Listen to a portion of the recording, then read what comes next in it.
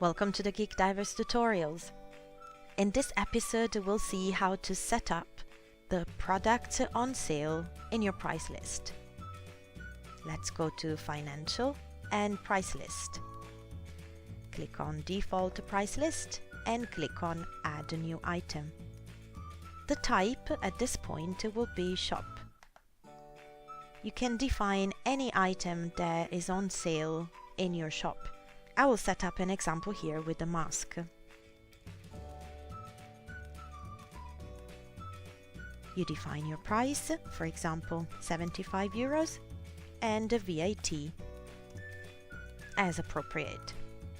Don't forget to save your item and you will be redirected to the price list.